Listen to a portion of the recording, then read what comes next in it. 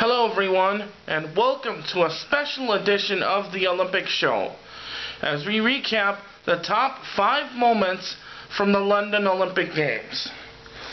I did the best I could, so here we go. Number 5 was,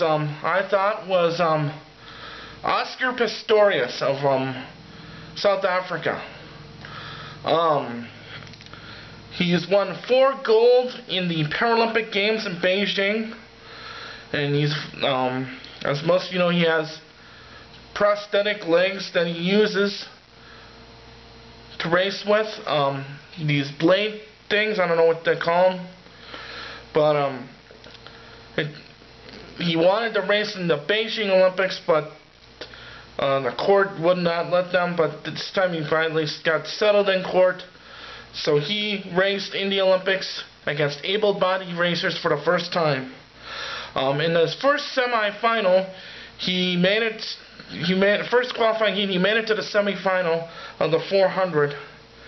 However, he finished 8th in the semifinal, but showed sportsmanship. That's him and the eventual gold medalist in the 400, Kirani James of Grenada, exchanged name tags together, knowing that, and he said this time was just an honor for him to be at the Olympics. He's a very humble man. Will we see him in Rio? I would hope so.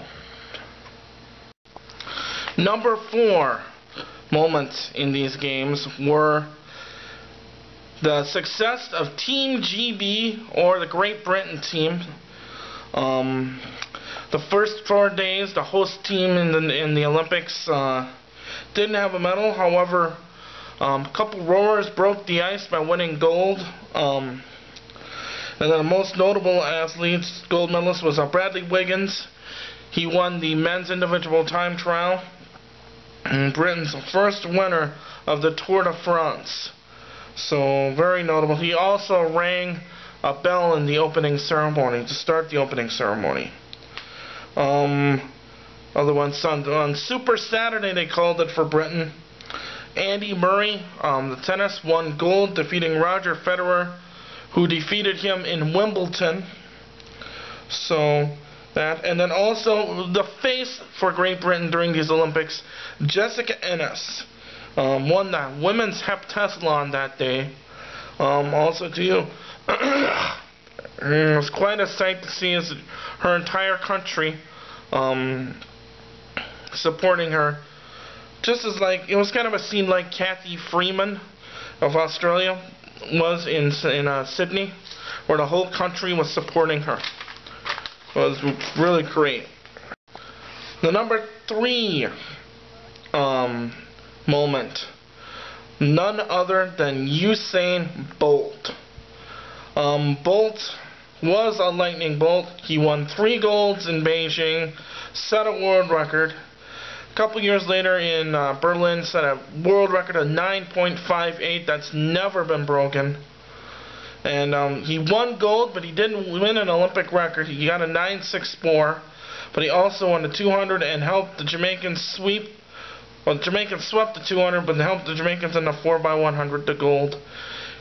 He says he is the myth, the man, and the legend. And he says he will be back in Rio in 2016. This could be the greatest sprinter of all time. So I think Bolt will probably have some competition come in Rio. Number 2 moment of these games came in women's soccer, the semi-final, as the United States is playing Canada. In the 23rd minute of overtime, they were about a half minute away from going into penalty kicks. Alex Morgan scored a goal to lead the United States to victory 4-3. I tell you, that was probably the best women's soccer game ever in Olympic history. As those of you know, Canada beat the United States in Vancouver in men's ice hockey to win the gold medal. This is kind of what you would say United States' revenge on Canada. And the U.S. went on to beat Japan to win the gold medal, and all is well for them. And finally, the #1 moment of these games would be none other than Michael Phelps. Needed only 3 medals to become the most decorated Olympian ever. Of course, he broke Mark Spitz's record of 8 medals in Beijing. But he started his Olympics slow. After qualifying 8th in the 400 IM, he finished 4th. And then in the 200 butterfly, which was his specialty, he got just out-touched by Chad le Clos of South Africa. But then he finished strong, winning 4 gold at the end, breaking the record of Larissa Latina,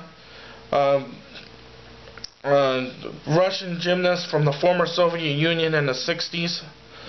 And he became the most decorated Olympian with 22 medals. So I think he will be probably the most noted Olympian ever. He'll be in the state as Carl Lewis, Jackie Joyner-Kersee, Mary Lou Retton, and many more. Couple notable honorable mentions. Missy Franklin won 5 medals, 4 gold. One of them was bronze. Congratulations to her. 5 of the U.S. gymnastics team who won gold, such as the Magnificent 7 in '84 in Los Angeles. One quick note here. I found out during the closing ceremony that IOC President Dr. Jacques Rogge will be finishing his term at the end of next year. That would be his only term. He will be retiring, which means by the start of the 2014 Sochi Games, we will have a new IOC president. I'm not sure when they'll be voting on that. They'll also be voting next year on the host city for the games of the 32nd Olympiad in 2020. The games after Rio. Some of the notable cities that are in there are Istanbul, Turkey, Tokyo, Japan, which hosted the games in '64, and Madrid, Spain. So, this will do it for your Olympic Show special. Thank you for watching, and may God bless every human being on this earth.